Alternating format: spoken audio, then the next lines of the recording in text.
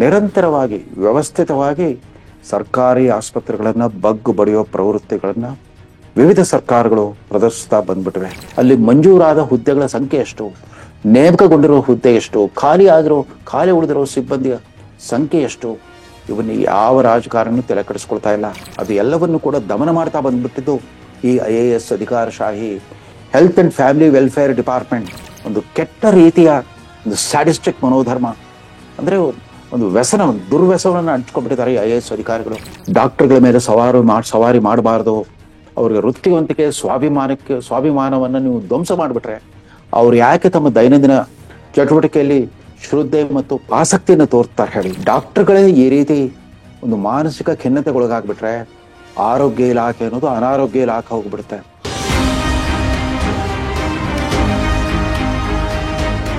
Hosadiganta digital ಸುದ್ದಿವಾಹಿನಿಯ ರೇಷ್ಮೆ ರಾಜನೀತಿ ಸುದ್ದಿ ವಿಶ್ಲೇಷಣಾ ಕಾರ್ಯಕ್ರಮಕ್ಕೆ ಸುಸ್ವಾಗತ. ಆಸ್ಪತ್ರೆಗಳಲ್ಲಿ ಅಧಿಕಾರಶಾಹಿಯ ಅತಿರೇಕ. ನಾನು ಆಸ್ಪತ್ರೆಗಳು ಅಂತಂದಾಗ ತಮಗೆ ಸುಲಭವಾಗಿ ಊಹಿಸಿರಬಹುದು, ಸರ್ಕಾರಿ ಆಸ್ಪತ್ರೆಗಳಿಗೆ ಸಂಬಂಧಪಟ್ಟಂತೆ, ಅಂದ್ರೆ ರಾಜ್ಯ ಸರ್ಕಾರದ ಆರೋಗ್ಯ ಇಲಾಖೆಯಲ್ಲಿ ಅಧಿಕಾರಶಾಹಿಯ ದರ್ಬಾರು, ಅಧಿಕಾರಶಾಹಿಯ ಆರ್ಭಟ ಮತ್ತು ದಬ್ಬಾಳಿಕೆ. ಇದ್ರ ಬಗ್ಗೆ ಮಾತಾಡ್ಲೇಬೇಕಾಗಿ ಬಂದಿದೆ. ಇವತ್ತು 1991ರಲ್ಲಿ ಈ ಖಾಸಗೀಕರಣ ಮತ್ತು ಜಾಗತೀಕರಣದ ಆರ್ಥಿಕ ವ್ಯವಸ್ಥೆ ಬಂದ ಮೇಲೆ ಸರ್ಕಾರಿ ಆಸ್ಪತ್ರೆಗಳೆಲ್ಲವೂ ಕೂಡ ಅನಾಥಾಲಯಗಳಾಗ್ಬಿಟ್ವು. ಯಾಕೆಂತಂದ್ರೆ ಅನುಕೂಲಸ್ಥ ಮಧ್ಯಮ ವರ್ಗದವರೆಲ್ಲ ಬೇರೆ ಬೇರೆ ಕಂಪನಿಗಳ, ಖಾಸಗಿ ವಿಮಾ ಕಂಪನಿಗಳ ಮೂಲಕ ಆರೋಗ್ಯ ವಿಮೆಯನ್ನ ಪಡ್ಕೊಂಡ್ಬಿಟ್ರು. ಅಂದ್ರೆ ಬೇರೆ ಬೇರೆ ಪ್ರೀಮಿಯಂ ದರಗಳು, ಸ್ಪರ್ಧಾತ್ಮಕ ಪ್ರೀಮಿಯಂ ದರಗಳನ್ನ ಆಧರಿಸ್ಬಿಟ್ಟು ಮೆಡಿಕಲ್ ಇನ್ಶೂರೆನ್ಸ್ ಪಾಲಿಸಿಗಳನ್ನ ತೆಗೆದುಕೊಂಡ್ಬಿಟ್ಮೇಲೆ ಅವ್ರಿಗೆಲ್ಲ ಪಂಚತಾರಾ ಸೌಲಭ್ಯ ಮತ್ತು ಸೌಕರ್ಯವಿರುವಂತಹ ದೊಡ್ಡ ದೊಡ್ಡ ಕಾರ್ಪೊರೇಟ್ ಆಸ್ಪತ್ರೆಗಳು ಅವ್ರಿಗೆ ಕೈಗೆಟುಕುವಂತಾಯ್ತು. ಉಳಿದಂತೆ ಸರ್ಕಾರಿ ಆಸ್ಪತ್ರೆಗಳು ಮತ್ತು ಸರ್ಕಾರಿ ಮೆಡಿಕಲ್ ಕಾಲೇಜುಗಳನ್ನ ಅವಲಂಬಿಸಿರೋರೆಲ್ಲರೂ ಬಡವರು, ಅನಾಥರು, ನಿರ್ಗತಿಕರು ಮಾತ್ರ ಅನ್ನೋ ಸ್ಥಿತಿ ನಿರ್ಮಾಣವಾಗ್ತಾ ಬಂತು. ಅಂದ್ರೆ 1990ರ ದಶಕದಿಂದ ಶುರುವಾದ ಈ ಪ್ರವೃತ್ತಿ ಈಗ ಸುಮಾರು 35 ವರ್ಷಗಳಿಂದ ನಿರಂತರವಾಗಿ ವ್ಯವಸ್ಥಿತವಾಗಿ ಸರ್ಕಾರಿ ಆಸ್ಪತ್ರೆಗಳನ್ನ ಬಗ್ಗು ಬಡಿಯೋ ಪ್ರವೃತ್ತಿಗಳನ್ನ ವಿವಿಧ ಸರ್ಕಾರಗಳು ಪ್ರದರ್ಶಿಸ್ತಾ ಬಂದ್ಬಿಟ್ಟಿವೆ. ಯಾಕಂತಂದ್ರೆ ಹೇಗೂ ನಮ್ಮ ಚುನಾಯಿತ ಜನಪ್ರತಿನಿಧಿಗಳಿಗೆ ಪದನಿಮಿತ್ತ ಎಲ್ಲ ಸೌಕರ್ಯಗಳು ದೊರೆತು ಬಿಡುತ್ತವೆ. ಅಜೀವ ಪರ್ಯಂತ ಒಮ್ಮೆ ನೀವು MLA MP ಆಗ್ಬಿಟ್ರೆ ಮುಂದೆ ಅವ್ರಿಗೂ ಅವರ ಕುಟುಂಬ ವರ್ಗದವ್ರಿಗೂ ಅಜೀವ ಪರ್ಯಂತ ಅನಾರೋಗ್ಯಕ್ಕಾಗಿ ಚಿಕಿತ್ಸೆಗೋಸ್ಕರ ಪರದಾಡಬೇಕಾದ ಅವಶ್ಯಕತೆನೇ ಇಲ್ಲ. ಅವ್ರಿಗೆ ಈ ವಿವಿಧ ಕಾರ್ಪೊರೇಟ್ ಆಸ್ಪತ್ರೆಗಳಲ್ಲಿ ಸರ್ಕಾರ ನಿಗದಿತ ದರದಲ್ಲಿ ಎಂಪ್ಯಾನಲ್ಡ್ ಆಸ್ಪತ್ರೆಗಳಲ್ಲಿ ಅವ್ರಿಗೆ ಉಚಿತವಾದ ಸೌಲಭ್ಯ ಸಿಗುತ್ತೆ. ಅಥವಾ ಕ್ಯಾಶ್ ಆನ್ ಪೇಮೆಂಟ್, ಕ್ಯಾಶ್ಲೆಸ್ ಇಲ್ಲದೆ ಇದ್ರು ಕೂಡ ಅವ್ರು ಮಾಡಿದ ವೆಚ್ಚವನ್ನ ಮತ್ತೆ ಮರುಪಾವತಿ ಮಾಡೋ ವ್ಯವಸ್ಥೆ ಕೂಡ ಅವ್ರಿಗೆ ಇದ್ಬಿಟ್ಟಿದೆ. ಹಾಗಾಗಿ ಅವರು ನಿಶ್ಚಿಂತವಾಗಿರ್ಬಿಟ್ಟಿದ್ದಾರೆ. ಜನಸಾಮಾನ್ಯರ ದುಃಖ ದುಮ್ಮಾನ ಭವನಗಳಿಂದ ಈ ತರ ಸುರಕ್ಷಿತವಾದ ಭದ್ರಕೋಟೆಯನ್ನು ರಚಿಸಿಕೊಂಡಿರೋ ಅಧಿಕಾರಶಾಹಿಗೆ, ಅದರಲ್ಲೂ ಅಧಿಕಾರಸ್ಥ ರಾಜಕಾರಣಿಗಳಿಗೆ ಸರ್ಕಾರಿ ಆಸ್ಪತ್ರೆಗಳು ಅಂತಂದ್ರೆ ಅಷ್ಟು ಕಷ್ಟನೇ. ಸರ್ಕಾರಿ ಆಸ್ಪತ್ರೆ ಅಂತಂದ್ರೆ ಅದು ಎಲ್ಲ ಹಂತಗಳಲ್ಲಿ, ಗ್ರಾಮ ಪಂಚಾಯತಿ ಮಟ್ಟದಿಂದ ರಾಜಧಾನಿವರೆಗೂ ಕೂಡ ಪ್ರಾಥಮಿಕ ಆರೋಗ್ಯ ಕೇಂದ್ರಗಳು, ಪ್ರೈಮರಿ ಹೆಲ್ತ್ ಸೆಂಟರ್, ಅದಕ್ಕಿಂತ ಚಿಕ್ಕದಾದ ಪ್ರಾಥಮಿಕ ಆರೋಗ್ಯ ಘಟಕಗಳು, ಪ್ರೈಮರಿ ಹೆಲ್ತ್ ಯೂನಿಟ್, ಅದಾದ ನಂತರ ಪ್ರಾಥಮಿಕ ಆರೋಗ್ಯ ಕೇಂದ್ರಗಳು, ಅದಾದ ನಂತರ ತಾಲೂಕು ಕೇಂದ್ರಗಳಲ್ಲಿ ಜಿಲ್ಲಾ ಆಸ್ಪತ್ರೆಗಳು, 100 ಹಾಸಿಗೆಗಳಿರುವಂತಹ 100 ಮಂದಿ ಒಳರೋಗಿಗಳಿಗೆ ಸವಲತ್ತಿರುವಂತಹ ಜನರಲ್ ಆಸ್ಪತ್ರೆಗಳು, ಅಲ್ಲೆಲ್ಲ ಆಪರೇಷನ್ ಥಿಯೇಟರ್ ಸೌಲಭ್ಯ ಇರುತ್ತೆ, ಸಣ್ಣ ಪ್ರಮಾಣದ ಸರ್ಜರಿ ಸೌಲಭ್ಯ ಇರುತ್ತೆ. ಇನ್ನು 3ನೇ ಹಂತದ ಚಿಕಿತ್ಸೆ ಬೇಕು ಅಂತಂದ್ರೆ ಜಿಲ್ಲಾ ಆಸ್ಪತ್ರೆಗಳು, ಡಿಸ್ಟ್ರಿಕ್ಟ್ ಹಾಸ್ಪಿಟಲ್ಸ್. ಅದಾದ್ಮೇಲೆ ರಾಜಧಾನಿ ಬೆಂಗಳೂರಿನಲ್ಲಿ ವಿವಿಧೋದ್ದೇಶದ ಸೂಪರ್ ಸ್ಪೆಷಾಲಿಟಿ ಆಸ್ಪತ್ರೆಗಳಿದೆ, ಟೆರ್ಷರಿ ಕೇರ್ ಹೆಲ್ತ್ ಸರ್ವಿಸ್ ಅಂತಂದ್ರೆ ವಿವಿಧ ಮಿದುಳಿಗೆ, ಹೃದಯಕ್ಕೆ ಮತ್ತು ಮೂತ್ರಕೋಶಕ್ಕೆ, ಹೀಗೆ ನಾನಾ ವಿಧದ ದೇಹದ ಪ್ರತಿಯೊಂದು ಸ್ಪೇರ್ ಪಾರ್ಟ್ ಕೂಡ ಒಂದು ಸೂಪರ್ ಸ್ಪೆಷಾಲಿಟಿ ಚಿಕಿತ್ಸಾ ಸೌಲಭ್ಯ ಇರುವಂತಹ ಸುಸಜ್ಜಿತವಾದ ಸರ್ಕಾರಿ ಆಸ್ಪತ್ರೆಗಳಿದೆ. ಬೆಂಗಳೂರಿನ ಹೃದಯ ಭಾಗದಲ್ಲಿರುವ ವಿಕ್ಟೋರಿಯಾ ಆಸ್ಪತ್ರೆಗಳಲ್ಲಿ ಪ್ರಧಾನ ಮಂತ್ರಿ ಸ್ವಾಸ್ಥ್ಯ ವಿಮಾ ಯೋಜನಾ ಅಡಿಯಲ್ಲಿ ಸುಮಾರು 1000 ಕೋಟಿ ವೆಚ್ಚದಲ್ಲಿ ಅತ್ಯುತ್ತಮವಾದ ಸುಸಜ್ಜಿತವಾದ ಸರ್ವರೋಗ ನಿವಾರಣೆ ಅವಕಾಶವಿರುವಂತಹ ಒಂದು ಆಸ್ಪತ್ರೆ ನಿರ್ಮಾಣವಾಗಿದೆ. ನಿಜ, ಈ ವಿವಿಧ ದರ್ಜೆಯ ಆಸ್ಪತ್ರೆಗಳ ನಡುವೆ ಇಲ್ಲಿ ರಾಜೀವ್ ಗಾಂಧಿ ಎದೆರೋಗ ಚಿಕಿತ್ಸಾಲಯ ಇದೆ, ಅದೇ ರೀತಿ ಇಂದಿರಾ ಗಾಂಧಿ ಮಕ್ಕಳ ಆರೋಗ್ಯ ಚಿಕಿತ್ಸಾಲಯ ಇದೆ. ಇಡೀ ಭಾರತದ ಪ್ರಪ್ರಥಮ ಸಾರ್ವಜನಿಕ ಕ್ಯಾನ್ಸರ್ ಆಸ್ಪತ್ರೆ, ಕಿಡ್ವಾಯಿ ಆಸ್ಪತ್ರೆ, ಕ್ಯಾನ್ಸರ್ ಅರ್ಬುದ ರೋಗ ಆಸ್ಪತ್ರೆ ಇದೆ. ಇವೆಲ್ಲವೂ ಇದೆ ನಿಜ. ಅಲ್ಲಿನ ವಾತಾವರಣ ಹೇಗಿದೆ, ಅಲ್ಲಿನ ಕಾಯಕ ಸಂಸ್ಕೃತಿ ಹೇಗಿದೆ, ಅಲ್ಲಿ ಕೆಲಸ ಮಾಡುವ ಸಿಬ್ಬಂದಿಗಳ ಮನಸ್ಥಿತಿ ಮತ್ತು ಮನೋಧರ್ಮ ಯಾವ ರೀತಿ ಆಗೋಗ್ಬಿಟ್ಟಿದೆ.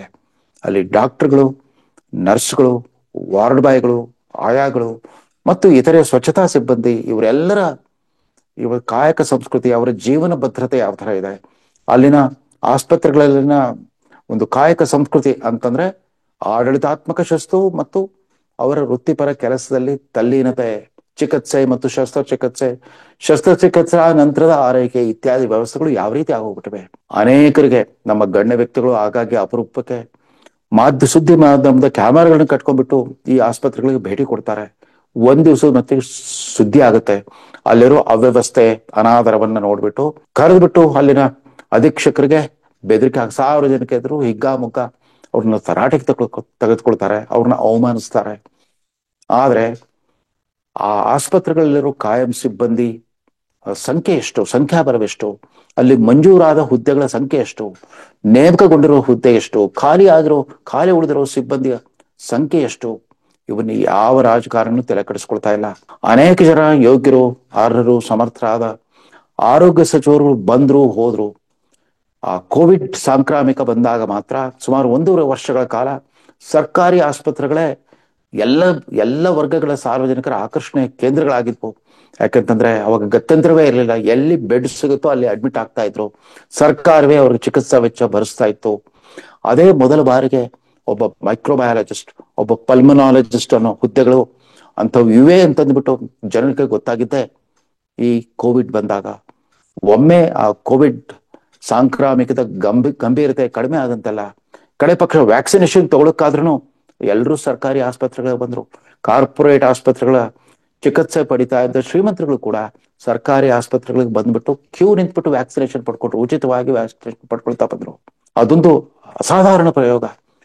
ಸಾಮಾನ್ಯ ದಿನಗಳಲ್ಲಿ ವರ್ಷಕ್ಕೆ 2,80,00,000 ವ್ಯಾಕ್ಸಿನ್ಗಳಿದ್ರೆ ಸಾಕಾಗ್ತಾ ಇತ್ತು. ಅದು ಬಾಣಂತಿಯರಿಗೆ ಮತ್ತು ನವಜಾತ ಶಿಶುಗಳಿಗೆ ಮಾತ್ರ ಕೊಡ್ತಾ ಇದ್ರು ಕೆಲವು ಅನಿವಾರ್ಯವಾದ ವ್ಯಾಕ್ಸಿನ್ಗಳು.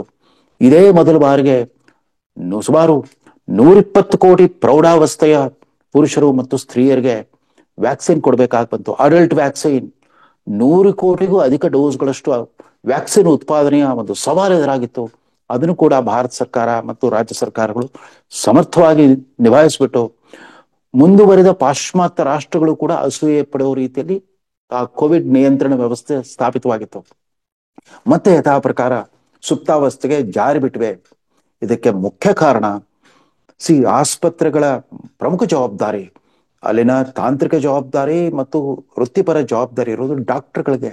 ವೈದ್ಯೋ ನಾರಾಯಣ ಹರಿ ಅಂತ ಅನಾದಿ ಕಾಲದಿಂದ ಶ್ಲೋಕ ಹೇಳ್ತಾ ಬಂದ್ರೆ ಹೊರತು 1980ರ ದಶಕದಿಂದಲೇ ಶುರುವಾಯಿತು.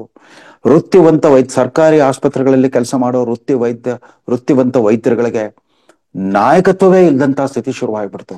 ಅವರನ್ನ 2ನೇ ದರ್ಜೆ ಪ್ರಜೆಗಳ ತರ ನಡೆಸ್ಕೊಳ್ಳೋದು. ಒಬ್ಬ ಆಸ್ಪತ್ರೆಯ ಅಧೀಕ್ಷಕ ನೋಡಿ, ಅವ್ರ ನೇಮಕಾತಿ ಸರ್ಕಾರಿ ಆರೋಗ್ಯ ಸೇವೆಗೆ ನೇಮಕಾತಿ ಆಗುವಾಗ ಮೆಡಿಕಲ್ ಆಫೀಸರ್ ಅಂತ ಅವ್ರನ್ನ ನೇಮಕ ಮಾಡ್ಕೊಳ್ತಾರೆ. ಅವ್ರಿಗೆ ಆಫೀಸರ್ ತರಬೇತಿನೇ ಕೊಟ್ಟಿರೋದಿಲ್ಲ. ಅವ್ರಿಗೆ ಮೆಡಿಕಲ್ ತರಬೇತಿ ಕೂಡ ಅವ್ರ ಕಾಲೇಜ್ನಲ್ಲಿ MBBS ಓದುವಾಗ ಸಿಕ್ಕಿರುತ್ತೆ. ಅದಾದ ನಂತರ ಯಾವುದೇ ಆಡಳಿತಾತ್ಮಕ ಅನುಭವ ಇಲ್ಲದೆ ಇದ್ರು ಕೂಡ ಯುವ ಡಾಕ್ಟರ್ಗಳು ತಮ್ಮ ಸ್ವಂತ ಅನುಭವದಿಂದ ಆದಷ್ಟು ದಕ್ಷ ಆಡಳಿತವನ್ನು ಸ್ಥಾಪಿಸೋ ಪ್ರಯತ್ನ ಮಾಡ್ತಾರೆ.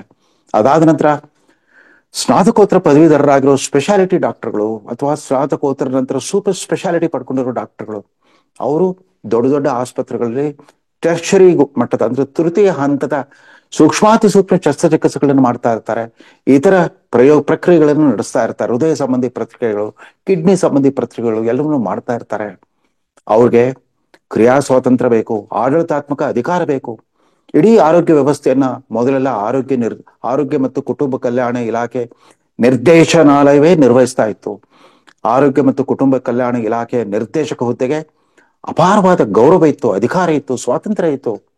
ಅದು ಎಲ್ಲವನ್ನು ಕೂಡ ದಮನ ಮಾಡ್ತಾ ಬಂದ್ಬಿಟ್ಟಿದ್ದು ಈ IAS ಅಧಿಕಾರಶಾಹಿ. Health and family welfare department, ಆರೋಗ್ಯ ಮತ್ತು ಕುಟುಂಬ ಕಲ್ಯಾಣ ಇಲಾಖೆ ನಿರ್ದೇಶಕರ ಮೇಲೆ ಒಬ್ರು ಕಮಿಷನರ್ ಬಂದು ಕೂತ್ಕೊಂಡ್ಬಿಟ್ರು. IAS ಅಧಿಕಾರಿಗಳು ಬಂದು ಸವಾರಿ ಮಾಡ್ಲಿಕ್ಕೆ ಶುರು ಮಾಡ್ಬಿಟ್ರು. ಮತ್ತೊಂದು ಸುಮಾರು 2,000 ಸಂವತ್ಸರದ ನಂತರ ರಾಷ್ಟ್ರವ್ಯಾಪಿ ಆರೋಗ್ಯ ಅಭಿಯಾನ ಅಂತ ಮತ್ತು ನ್ಯಾಷನಲ್ ಹೆಲ್ತ್ ಕೇರ್ ಮಿಷನ್, ಅದು ಮೊದಲು ರೂರಲ್ ಹೆಲ್ತ್ ಕೇರ್ ಮಿಷನ್ ಅಂತ ಇತ್ತು, ಈಗ rural urban health care mission ಆಗೋಗ್ಬಿಟ್ಟಿದೆ. ಆ ಆರೋಗ್ಯ ಅಭಿಯಾನ ಬಂದ ನಂತರ ಸುಮಾರು 32 ವಿವಿಧ ಕ್ಷೇತ್ರಗಳಿಗೆ ತಜ್ಞ ಡಾಕ್ಟರ್ಗಳ ಸೇವೆ ಬೇಕು. ಗ್ರಾಮೀಣ ನಗರ ಪ್ರದೇಶದಿಂದ ಗ್ರಾಮೀಣ ಪ್ರದೇಶದವರೆಗೂ ಕೂಡ ಅಲ್ಲೂ ಕೂಡ ಒಬ್ಬ ಮಿಷನ್ ಡೈರೆಕ್ಟರ್, ಒಂದು ಯುವ ತಲೆಮಾರಿನ ಅನನುಭವಿ IAS ಅಧಿಕಾರಿಗಳಲ್ಲಿ ತಂದು ಕೂಡಿಸ್ಬಿಡ್ತಾರೆ. ಅವರು ಇವರು ವೃತ್ತಿವಂತ ಡಾಕ್ಟರ್ಗಳು, ತಜ್ಞರು, ಅನುಭವಿಗಳು ಆಗಿರುವಂತಹ ವೃತ್ತಿವಂತ ಡಾಕ್ಟರ್ಗಳ ಮೇಲೆ ಸವಾರಿ ಮಾಡ್ತಾರೆ. ಅವ್ರನ್ನ ನೌಕರಗಳ ತರ ನಡೆಸ್ಕೊಳ್ತಾರೆ, 2ನೇ ದರ್ಜೆ ನೌಕರಗಳ ತರ ನಡೆಸ್ಕೊಳ್ತಾರೆ. ಒಬ್ಬ ನಿರ್ದೇಶಕರು ಆರೋಗ್ಯ ಇಲಾಖೆ ಪ್ರಧಾನ ಕಾರ್ಯದರ್ಶಿ ಚೇಂಬರ್ಗೆ ಹೋದ್ರೆ ಅವ್ರಿಗೆ ಗೌರವದಿಂದ ಕೂತ್ಕೊಳ್ಳಿ ಅಂತ ಕೂಡ ಹೇಳಲ್ಲ. ಅಷ್ಟರ ಮಟ್ಟಿಗೆ ದರ್ಪ ದೌಲತ್ತು ದಪ್ಪಾಳಿಕೆ. ಅದಷ್ಟೇ ಅಲ್ಲ, ಖಾಲಿ ಇರೋ ಹುದ್ದೆಗಳನ್ನ ತುಂಬುವಂತ ಯಾವ ಪ್ರಯತ್ನವೂ ನಡೀತಾ ಇಲ್ಲ. ಅದಷ್ಟೇ ಅಲ್ಲ, ಉನ್ನತ ಆಡಳಿತಾತ್ಮಕ ಇಲಾಖೆಯ ಆಡಳಿತಾತ್ಮಕ ಮಟ್ಟದಲ್ಲೂ ಕೂಡ ಸುಮಾರು 15 ಜಂಟಿ ಡೈರೆಕ್ಟರ್ ಹುದ್ದೆಗಳು ಖಾಲಿ ಇವೆ. ಅದಕ್ಕೆ ಅರ್ಹರಾಗಿರೋ 20ರಿಂದ 25 ಹಿರಿಯ ಡಾಕ್ಟರ್ಗಳು ಪಾಪ ಕಾಯ್ತಾ ಇದ್ದಾರೆ. ನಾವು ನಿವೃತ್ತರಾಗೋಕ್ಕಿಂತ ಮುಂಚೆ ಒಮ್ಮೆ ಜಾಯಿಂಟ್ ಡೈರೆಕ್ಟರ್ ಅಂತ ಅನ್ಸ್ಕೊಳ್ಳೋಣ, ಅಡಿಷನಲ್ ಡೈರೆಕ್ಟರ್ ಅಂತ ಅನ್ಸ್ಕೊಳ್ಳೋಣ ಅನ್ನೋ ಆಸೆ ಇಟ್ಕೊಂಡಿರ್ತಾರೆ. ಅವೆಲ್ಲವನ್ನು ಖಾಲಿ ಬಿಟ್ಬಿಟ್ಟು ಒಂದು ಕೆಟ್ಟ ರೀತಿಯ ಒಂದು ಸ್ಯಾಡಿಸ್ಟಿಕ್ ಮನೋಧರ್ಮ, ಅಂದ್ರೆ ಒಂದು ವ್ಯಸನ, ಒಂದು ದುರ್ವ್ಯಸನವನ್ನು ಅಂಟ್ಕೊಂಡ್ಬಿಟ್ಟಿದ್ದಾರೆ IAS ಅಧಿಕಾರಿಗಳು. ಅದು ಈಗಿರೋ IAS ಇಲಾಖಾ ಪ್ರಧಾನ ಕಾರ್ಯದರ್ಶಿ. ವ್ಯಕ್ತಿಗತವಾಗಿ ಅವ್ರು ತುಂಬಾ ಪ್ರಾಮಾಣಿಕರು, ನಿಷ್ಠುರವಾದಿ ಅಧಿಕಾರಿ ಅಂತ ಎಲ್ಲ ಕಡೆ ಜಿಲ್ಲಾಧಿಕಾರಿ ಆಗಿದ್ದ ದಿನಗಳಿಂದ ಹೆಸರು ಪಡ್ಕೊಂಡು ಬಂದಿರೋರು. ಆದ್ರೆ ಅವ್ರಿಗೆ ಡಾಕ್ಟರ್ಗಳು ಅಂತಂದ್ರೆ ಯಕಶ್ಚಿತ್, ಅವರೆಲ್ಲ ಅದಕ್ಷರು, ಅಸಮರ್ಥರು ಅನ್ನೋ ದೃಷ್ಟಿಕೋನದಿಂದ ನೋಡ್ತಾರೆ. ಬೆಳಿಗ್ಗೆ ಮಾಗಡಿ ರಸ್ತೆಯಲ್ಲಿರೋ ಆರೋಗ್ಯ ಭವನಕ್ಕೆ ಬಂದು ಕೂತ್ಕೊಂಡ್ಬಿಟ್ರೆ ಅಲ್ಲಿರೋ ಆರೋಗ್ಯ ಇಲಾಖೆ ಅಧಿಕಾರಿಗಳು, ಅಂದ್ರೆ ಮೂಲತಃ ಆ ವೃತ್ತಿಯಿಂದಲೇ ಆ ಹುದ್ದೆಗೆ ಬಂದಿರೋ ಅಧಿಕಾರಿಗಳು ಅವ್ರ ಕೈಗಳಿಗೆ ಗುಲಾಮರ ತರ ಕೆಲಸ ಮಾಡ್ಲಿ ಅಂತ ಅವ್ರು ನಿರೀಕ್ಷೆ ಮಾಡ್ತಾ ಹೋಗ್ತಾರೆ. ಇದರಿಂದಾಗಿ ಇಡೀ ಆರೋಗ್ಯ ಮತ್ತು ಕುಟುಂಬ ಕಲ್ಯಾಣ ಇಲಾಖೆಯ ಸಿಬ್ಬಂದಿ, ಅಂದ್ರೆ ವೃತ್ತಿ ನಿರತ ಆ ವೈದ್ಯಕೀಯ ವೃತ್ತಿಯಲ್ಲಿ ಪರಿಣಿತ ಪಡೆದಿರೋ ಹಿರಿಯ ಡಾಕ್ಟರ್ಗಳೆಲ್ಲ ನಿರಾಶೆಯಿಂದ ಒಂಥರ ತಮ್ಮ ಆತ್ಮಸ್ಥೈರ್ಯವನ್ನ ಕಳ್ಕೊಂಡ್ಬಿಟ್ಟಿದ್ದಾರೆ. ಅವರಲ್ಲಿ ಕ್ರಿಯಾಶೀಲತೆ ಬತ್ತಿ ಹೋಗ್ಬಿಟ್ಟಿದೆ. ಹೊಸ ಪ್ರಯೋಗಗಳನ್ನು ಮಾಡೋ ಸ್ಥಿತಿಯಲ್ಲಿ ಅವ್ರು ಇಲ್ಲ. ಸಂಶೋಧನೆ ಮತ್ತು ತರಬೇತಿಗೆಲ್ಲ ಅವಕಾಶವೇ ಇಲ್ಲದಂತಹ ಸ್ಥಿತಿ. ಆಮೇಲೆ ಈ ಸಿಬ್ಬಂದಿಯ ಕೊರತೆಯಿಂದ ಇರೋ ಸಿಬ್ಬಂದಿಗೆ ಕಾರ್ಯಭಾರದ ಹೊರೆ ದಿನೇ ಜಾಸ್ತಿ ಆಗ್ತಾ ಇದೆ. ನಮಗೆ ಭಯ ಆಗ್ತಾ ಇದೆ. ಎಲ್ಲಿ ನಾವು ನಿನ್ನೆನ ಸಂಚಿಕೆಯಲ್ಲಿ ಮಾತಾಡಿದ್ವಿ, ಯಾವ ರೀತಿ ಯುನೈಟೆಡ್ ಕಿಂಗ್ಡಮ್, ಇಂಗ್ಲೆಂಡ್ ನಲ್ಲಿ ಅಲ್ಲಿನ ರಾಷ್ಟ್ರೀಯ ಆರೋಗ್ಯ ಸೇವಾ ವ್ಯವಸ್ಥೆ ಕುಸಿದು ಬೀಳ್ತಾ ಇದೆಯೋ, ಭಾರತದಲ್ಲಿ ಅದಕ್ಕಿಂತ ಅಧೋಗತಿಗೆ ತಲುಪೋ ಸಾಧ್ಯತೆ ಇದೆ. ಆರೋಗ್ಯ ಸಚಿವರಾಗಿರೋ ದಿನೇಶ್ ಗುಂಡೂರಾಯರು, ಅವ್ರಿಗೆ ವಿಶಿಷ್ಟವಾದ ಒಂದು ವಿಷನ್ ಕೂಡ ಇದೆ. ಏನಾದ್ರೂ ಮಾಡಿ ಈ IAS ಅಧಿಕಾರಿಗಳ ದಬ್ಬಾಳಿಕೆಗೆ ಕಡಿವಾಣ ಹಾಕ್ಲೇಬೇಕು. ಆತ ಒಬ್ಬ ಕಮಿಷನರ್ ಆಗ್ಲಿ, ಆರೋಗ್ಯ ಇಲಾಖೆ ಪ್ರಧಾನ ಕಾರ್ಯದರ್ಶಿ ಆಗ್ಲಿ, ತನ್ನ ಇತಿಮಿತಿಗೊಳಪಟ್ಟು ಕೆಲಸ ಮಾಡ್ಬೇಕೆ ಹೊರತು ಡಾಕ್ಟರ್ಗಳ ಮೇಲೆ ಸವಾರಿ ಮಾಡಬಾರದು. ಅವ್ರಿಗೆ ವೃತ್ತಿವಂತಿಕೆ, ಸ್ವಾಭಿಮಾನವನ್ನ ನೀವು ಧ್ವಂಸ ಮಾಡ್ಬಿಟ್ರೆ ಅವ್ರು ಯಾಕೆ ತಮ್ಮ ದೈನಂದಿನ ಚಟುವಟಿಕೆಯಲ್ಲಿ ಶ್ರದ್ಧೆ ಮತ್ತು ಆಸಕ್ತಿಯನ್ನು ತೋರ್ತಾರೆ ಹೇಳಿ? ಗುಣಮಟ್ಟದ ಆರೋಗ್ಯ ಸೇವೆ ಸಿಗಬೇಕಾಗಿರೋದು ಬಡವರಿಗೆ. ಯಾಕಂದ್ರೆ ಇವತ್ತಿನ ದಿನಮಾನಗಳಲ್ಲಿ ಸರ್ಕಾರಿ ಆಸ್ಪತ್ರೆಗಳನ್ನ ನೆಚ್ಕೊಂಡಿರೋರು ಬಡವರು, ಅನಾಥರು, ನಿರ್ಗತಿಕರು ಮಾತ್ರ. ಮಧ್ಯಮ ವರ್ಗದವ್ರಿಗೆ ಮೆಡಿಕಲ್ ಇನ್ಶೂರೆನ್ಸ್ ಪಾಲಿಸಿ ಇದೆ, ಕಾರ್ಪೊರೇಟ್ ಆಸ್ಪತ್ರೆಗಳಲ್ಲಿ ಸವಲತ್ತಿದೆ. ಅದರಲ್ಲಿ ಬಡವರಿಗೋಸ್ಕರ ಭಾರತ ಸರ್ಕಾರ ಜಾರಿಗೆ ತಂದಿರೋ ಆಯುಷ್ಮಾನ್ ಭಾರತವಾಗ್ಲಿ, ಅದಕ್ಕಿಂತ ಮುಂಚೆನೆ ಆವತ್ತಿನ ಸಿದ್ದರಾಮಯ್ಯ ಸರ್ಕಾರದ ಆರೋಗ್ಯ ಸಚಿವ ರಮೇಶ್ ಕುಮಾರ್ ಅವರು ಜಾರಿಗೊಳಿಸಿದ ಕರ್ನಾಟಕ ಆರೋಗ್ಯ ಭಾಗ್ಯ ಅನ್ನೋ ವ್ಯವಸ್ಥೆ ಆಗ್ಲಿ, ಅವ್ಯಾವು ಸಮರ್ಪಕವಾಗಿ ಜಾರಿ ಆಗೋದಕ್ಕೆ ಮುಖ್ಯವಾದ ಕಾರಣ ಹಂತಕ್ಕೂ ಕೂಡ ಆ ಇಲಾಖೆಯ ಅತ್ಯಂತ ಎತ್ತರದ ಸ್ಥಳದಲ್ಲಿ ಕೂತಿರುವಂತಹ IAS ಅಧಿಕಾರಿಗಳ ದಬ್ಬಾಳಿಕೆ, ದರ್ಪ ಮತ್ತು ದೌಲತ್ತು. ಇದಕ್ಕೆ ಕಡಿವಾಣ ಹಾಕ್ತಾ ಹೋದ್ರೆ ಅಲ್ಲಿ ಉಸಿರಾಡಿಸೋ ವಾತಾವರಣ ಕೂಡ ಇರಲ್ಲ. ಸ್ವತಃ ಡಾಕ್ಟರ್ಗಳೇ ಈ ರೀತಿ ಒಂದು ಮಾನಸಿಕ ಖಿನ್ನತೆಗೊಳಗಾಗ್ಬಿಟ್ರೆ ಆರೋಗ್ಯ ಇಲಾಖೆ ಅನ್ನೋದು ಅನಾರೋಗ್ಯ ಇಲಾಖೆ ಹೋಗ್ಬಿಡುತ್ತೆ. ಇವತ್ತಿನ ಈ ದಯನೀಯ ಪರಿಸ್ಥಿತಿ ಕೈ ಜಾರಿ ಹೋಗೋಕ್ಕಿಂತ ಮುಂಚೆ ಆರೋಗ್ಯ ಸಚಿವರಾದ ದಿನೇಶ್ ಗುಂಡೂರಾವ್, ವೈದ್ಯಕೀಯ ಶಿಕ್ಷಣ ಸಚಿವರಾಗಿರೋ ಶರಣ್ ಪ್ರಕಾಶ್ ಪಾಟೀಲ್ ಮತ್ತು ಸ್ವತಃ ಮುಖ್ಯಮಂತ್ರಿ ಮತ್ತು ಉಪಮುಖ್ಯಮಂತ್ರಿ ಈ ವ್ಯವಸ್ಥೆ ಬಗ್ಗೆ ಗಂಭೀರವಾಗಿ ಸಮಾಲೋಚನೆ ಮಾಡಬೇಕು. ಇವತ್ತು ಮುಖ್ಯಮಂತ್ರಿಗಳಿಗೆ ಸ್ವತಃ ಆರೋಗ್ಯ ಇಲಾಖೆಯಲ್ಲಿ ಸೇವೆ ಮಾಡಿದಂತ ಒಬ್ಬ ಹಿರಿಯ ವೈದ್ಯರು ಅವರಿಗೆ ಸಲಹೆಗಾರರಾಗಿದ್ದಾರೆ, ಡಾಕ್ಟರ್ ರವಿಕುಮಾರ್. ಅವರೆಲ್ಲ ಮಂತ್ರಿಗಳಿಗೂ ಮುಖ್ಯಮಂತ್ರಿಗಳಿಗೂ ಅಲ್ಲಿನ ವಸ್ತುಸ್ಥಿತಿಯ ಒಂದು ಮನವರಿಕೆ ಮಾಡಿಕೊಡ್ಬೇಕು. ಎಲ್ಲ ಒಂದ್ ಕಡೆ ಅಧಿಕಾರಶಾಹಿಗೆ ಆ ದಬ್ಬಾಳಿಕೆಗೆ ಕಡಿವಾಣ ಹಾಕ್ತಾ ಇದ್ರೆ, ಅವರ ಸರ್ವಾಧಿಕಾರವನ್ನ ನಿಯಂತ್ರಿಸದೆ ಹೋದ್ರೆ ಇಡೀ ಆರೋಗ್ಯ ಇಲಾಖೆ ಸಿಬ್ಬಂದಿ, ನಿರ್ದೇಶಕರಿಂದ ಹಿಡಿದು ಒಬ್ಬ ಪ್ರಾಥಮಿಕ ಆರೋಗ್ಯ ಘಟಕದ ಡಾಕ್ಟರ್ಗಳು ಕೂಡ ಡಿಮಾರಲೈಸ್ ಆಗಿ ಹೋಗ್ತಾರೆ. ಹಾಗಾಗದಿರ್ಲಿ. ಬ್ರಿಟಿಷರ ಕಾಲದಿಂದಲೂ ಕೂಡ ಸಾರ್ವಜನಿಕ ಆರೋಗ್ಯ ಇಲಾಖೆಯಲ್ಲಿ ಒಂದು ಅಚ್ಚುಕಟ್ಟಾದ ಆಡಳಿತ ವ್ಯವಸ್ಥೆ ಇತ್ತು. ರಾಜ್ಯ ಮಟ್ಟದಲ್ಲಿ ಒಬ್ರು ನಿರ್ದೇಶಕರು ಇರ್ತಾ ಇದ್ರು. ಅವರಿಗೆ ಸಹಾಯ ಮಾಡ್ಲಿಕ್ಕೆ ಜಂಟಿ ನಿರ್ದೇಶಕರು, ಉಪನಿರ್ದೇಶಕರು ಮತ್ತು ಸಹಾಯಕ ನಿರ್ದೇಶಕರ ಒಂದು ಸೇನಾಪಡೆ ಇರ್ತಾ ಇತ್ತು. ಜಿಲ್ಲಾ ಮಟ್ಟದಲ್ಲಿ ಒಬ್ಬ ಜಿಲ್ಲಾ ಸರ್ಜನ್, ಡಿಸ್ಟ್ರಿಕ್ಟ್ ಸರ್ಜನ್ ಅಂತಂದ್ರೆ ಡೆಪ್ಯೂಟಿ ಕಮಿಷನರ್ಗೆ ಸರಿಸಮಾನವಾದ ಸ್ಥಾನಮಾನ, ಅಧಿಕಾರ, ಗೌರವ ಅವ್ರಿಗಿರ್ತಾ ಇತ್ತು. ಒಬ್ಬ ಡಿಸ್ಟ್ರಿಕ್ಟ್ ಹೆಲ್ತ್ ಆಫೀಸರ್ ಅಂತಂದ್ರೆ ಆ ಇಡೀ ಜಿಲ್ಲೆಯ ಎಲ್ಲ ತಾಲೂಕು ಕೇಂದ್ರಗಳು ಮತ್ತು ಗ್ರಾಮಾಂತರ ಆಸ್ಪತ್ರೆಗಳ ಮೇಲೆ ಆಡಳಿತಾತ್ಮಕ ನಿಯಂತ್ರಣವಿರ್ತಾ ಇತ್ತು. ಸ್ವತಃ ನಮ್ಮ ತಂದೆಯವರೇ ಜಿಲ್ಲಾ ಸರ್ಜನ್ ಆಗಿದ್ರು. ಸ್ವತಃ ನನ್ನ ಧರ್ಮಪತ್ನಿ ಆರೋಗ್ಯ ಇಲಾಖೆ ನಿರ್ದೇಶಕರಾಗಿ ನಿವೃತ್ತರಾದ್ರು. ನಮ್ಮ ತಂದೆಯ ಕಾಲದ ಆರೋಗ್ಯ ಇಲಾಖೆಯ ಸ್ಥಿತಿಗತಿಗಳು ಮತ್ತು ನಮ್ಮ ಪತ್ನಿ ನಿರ್ದೇಶಕರಾಗಿ ನಿವೃತ್ತರಾದಾಗಿನ ಸ್ಥಿತಿಗತಿಗಳನ್ನು ನೋಡಿದಾಗ ಅಜಗಜಾಂತರ ವ್ಯತ್ಯಾಸ ಕಾಣ್ತಾ ಇತ್ತು. ದಿನೇ ದಿನೇ ದಿನೇ ದಿನೇ ಆರೋಗ್ಯ ಇಲಾಖೆಯ ವೃತ್ತಿವಂತ ಆಡಳಿತಾಧಿಕಾರಿಗಳ ಮೇಲೆ ಈ IAS ಅಧಿಕಾರಿಗಳ ಸವಾರಿ ಶುರುವಾಗ್ಬಿಡ್ತು.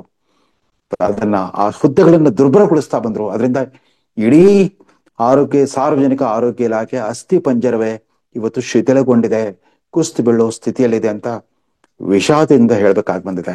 ಹೀಗಾಗಿ ಸರ್ಕಾರಿ ಆಸ್ಪತ್ರೆಗಳು ಮತ್ತು ಸಾರ್ವಜನಿಕ ಆರೋಗ್ಯ ವ್ಯವಸ್ಥೆ ಬಗ್ಗೆ ಅಧಿಕಾರಯುತವಾಗಿ ಮಾತನಾಡಬಲ್ಲ ಒಂದು ಒಂದು ಆತ್ಮವಿಶ್ವಾಸ ನನಗಿದೆ. ಯಾಕಂದ್ರೆ ಅದು ನನ್ನ ಕುಟುಂಬವೇ ಆಗೋಗ್ಬಿಟ್ಟಿದೆ. ನನ್ನ ಜೀವಮಾನದ 60 ವರ್ಷಗಳನ್ನ ಸರ್ಕಾರಿ ಆಸ್ಪತ್ರೆ ಕ್ವಾರ್ಟರ್ಸ್ ನಲ್ಲೇ ಕಳೆದಿದ್ರಿಂದ ತುಂಬಾ ಕಳಕಳಿಯಿಂದ, ಕಾಳಜಿಯಿಂದ ಈ ವಿಷಯವನ್ನ ಪ್ರಸ್ತಾಪಿಸ್ತಾ ಇದ್ದೇನೆ. ಆರೋಗ್ಯ ಇಲಾಖೆ ಸಿಬ್ಬಂದಿ ಮತ್ತೊಮ್ಮೆ ತಮ್ಮ ವೃತ್ತಿಘನತೆ, ಆತ್ಮವಿಶ್ವಾಸ ಮತ್ತು ಗೌರವವನ್ನ ಪುನಃ ಸಂಪಾದಿಸಿ ಅಂತ ಹೇಳುವಾಗ ನಾನೊಬ್ಬ ಸರ್ಕಾರಿ ಡಾಕ್ಟರ್ ಗಂಡ, ಸರ್ಕಾರಿ ಡಾಕ್ಟರ್ ಮಗ ಅನ್ನೋ ಸ್ವಂತ ಅನುಭವದಿಂದ ಅತ್ಯಂತ ನೋವು ಮತ್ತು ವಿಷಾದದಿಂದ ಇವತ್ತಿನ ವಿದ್ಯಮಾನಗಳ ಬಗ್ಗೆ ಈ ಟೀಕಾ ಟಿಪ್ಪಣಿಯನ್ನು ಬಿತ್ತರಿಸಬೇಕಾಗಿ ಬಂದಿದೆ. ಸಾರ್ವಜನಿಕರು ಕೂಡ ಈ ಕಡೆ ಲಕ್ಷ್ಯ ಕೊಡಬೇಕು. ಕಾರ್ಪೊರೇಟ್ ಆಸ್ಪತ್ರೆಗಳ ಸೌಲಭ್ಯ ಪಡಿತಿರೋ ಮಧ್ಯಮ ವರ್ಗದವರು ಕೂಡ ಸರ್ಕಾರಿ ಆಸ್ಪತ್ರೆಗಳಿಗೆ ಅಪರೂಪಕ್ಕಾದ್ರೂ ಆಗಾಗ್ಗೆ ಬಂದು ಹೋಗ್ತಾ ಇದ್ರೆ, ಸಣ್ಣ ಪುಟ್ಟ ಕಾಯಿಲೆಗಳಿಗೆ ಬಂದು ಚಿಕಿತ್ಸೆ ಪಡಿತಾ ಇದ್ರೆ ಅಲ್ಲಿನ ಡಾಕ್ಟರ್ಗಳಿಗೆ ಇನ್ನಷ್ಟು ಉತ್ಸಾಹ ಬರುತ್ತೆ, ಅಲ್ಲಿನ ಗುಣಮಟ್ಟ ಸುಧಾರಣೆಗೆ ಅನುಕೂಲವಾಗುತ್ತೆ ಅಂತ ಹೇಳ್ತಾ ಈ ಸಂಚಿಕೆಯನ್ನು ಮುಗಿಸ್ತಾ ಇದ್ದೇನೆ. ನಮಸ್ಕಾರ.